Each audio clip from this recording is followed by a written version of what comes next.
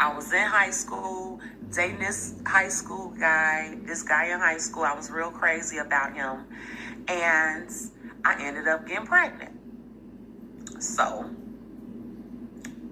I was getting ready to graduate. Okay. So I had the baby. I had him in like January. No, I'm sorry. Oh my God.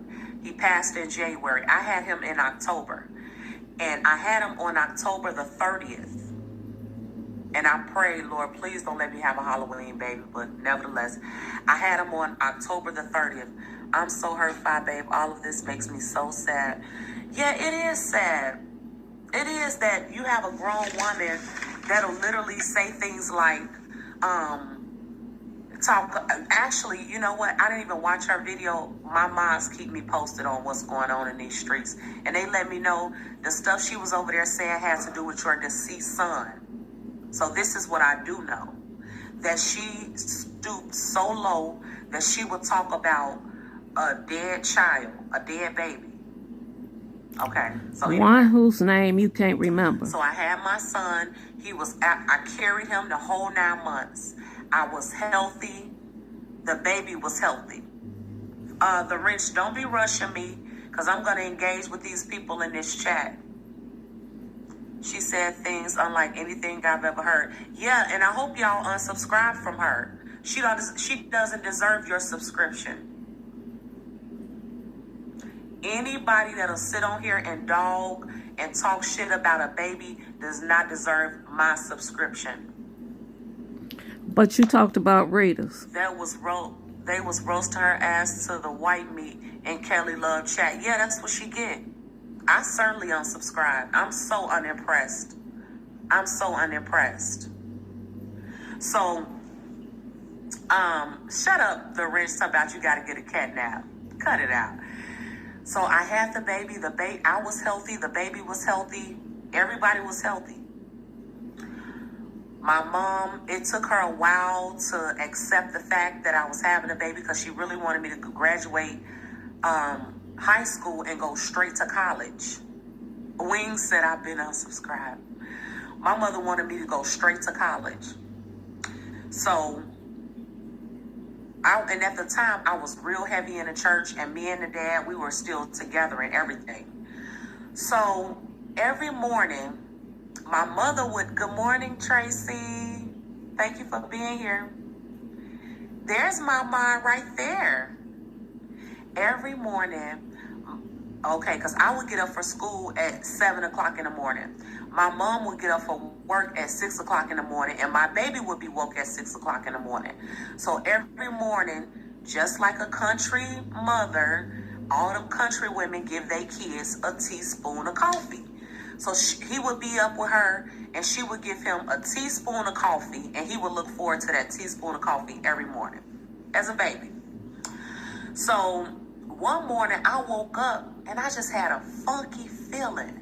And at this time, it wasn't nobody in the house but me, my mother, and my son. And I grew up in a 4-bedroom house, upstairs, downstairs, basement, attic, on the north side of Chicago. So at this time, the only people, because I'm the youngest child, so at this time, the only people that were living in the house was me, my mother, and my son. So I woke up, because normally she would give him the little half a teaspoon or whatever it was of coffee and lay him in a bottle and lay him back down until I got up at 7. But this particular morning when I woke up, I felt funky. And you know, God just has a way of letting you know something isn't right. And when I woke up that morning, like, instead of going into his room, because he had his own room, at the time it was Mickey Mouse. This was in 97. This was in 1997. He had his own room, but I just felt funky. So normally I would wake up, go straight in his room and kiss him, and then, you know, get him out of his bed and stuff like that and walk him around the house with me while I got dressed for school. But this particular morning, something just didn't feel right. So like I stalled going into his room. And when I got in there, I don't even know how to explain it. It was almost like walking into like another dimension or something. It seemed like extra thick or something in there. I don't know how to explain it. But I walked over to his crib, and when I went to touch him, to turn him over, his whole body turned. Like it wasn't like limp. It was just like that. It was like he was stiff. And I immediately lost it. We had 14 stairs in my house. I threw myself down all 14 of them stairs because I couldn't feel my legs. I was trying to walk and I wasn't moving fast enough for my liking. I threw myself down the stairs trying to get to the phone because back then we had house phones, girl. I was trying to get to the house phone, threw myself down the stairs. But I was screaming. We lived in, what they call them? Oh, God. Not condominiums. Oh, God. Townhouses. We lived in townhouses. The neighbors in the townhouses say that they could hear me screaming all the way from there where they were. I was screaming to the top of my lungs, my baby, because I just couldn't believe that my baby had literally died. Like I knew immediately when I touched him and tried to pick him up, and he rolled over. Oh, and here's the thing too, right? Back then, hi chat, I had my child in late life. You just said about the country, but you already know. What are you saying? Yeah, it was SIDS, China. It was SIDS, sudden infant death syndrome. And how they explained it to me is babies forget to breathe. They hold their breath until they literally suffocate themselves. And at the time, the rule was lay your baby on your side. So I had my baby on my side in one of them pillows where he couldn't roll around. He couldn't just roll around the crib. And he still died. So he didn't roll over. He just died. So that's what happened.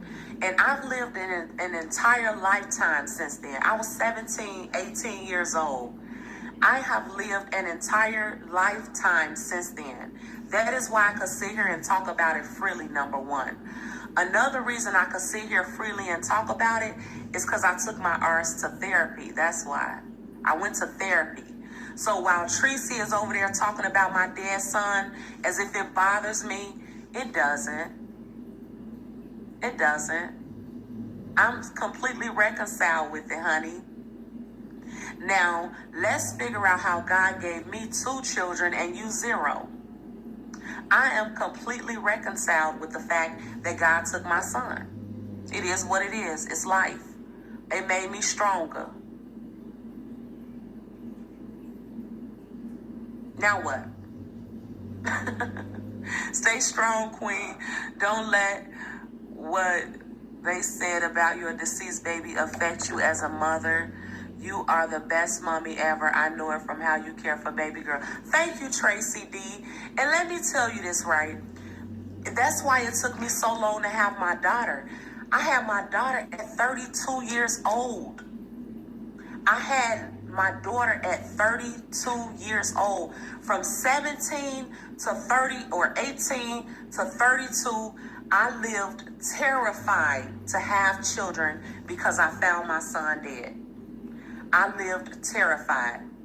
I would always pour so much love out on other children. My nieces and nephews, before I had my daughter, I had them spoiled rotten. Yeah, Bill's Bitter Delight, they're talking about my daughter. I bet her ex-husband despises her. Yeah.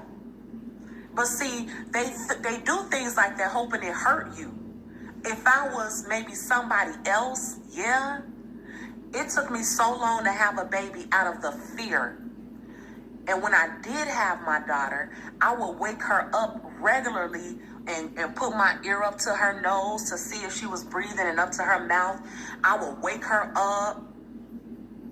Yeah, it pushed you in a state of fear. And then when I got over that, I began to have really bad anxiety. I thought I was going to die.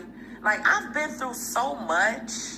I literally had to tell myself that I'm okay with dying. This is how afraid how afraid I was, and how much I believed I was gonna die. I had to tell myself, it's okay if you die. Get out the car. Because if you're gonna die, you're gonna die. That's how afraid and how much anxiety I used to deal with. So I know all about it. I went to therapy. I got help. I don't blame myself. I knew I was a good mother. Tracy, do you know what that is? I was a good mother, Tracy. So I could sit here and tell my story, honey. It doesn't bother me one bit. I don't feel a thing but love. Next topic. What else you gonna talk about now, Tracy? Are you gonna tell us how many tickets you got for that DUI?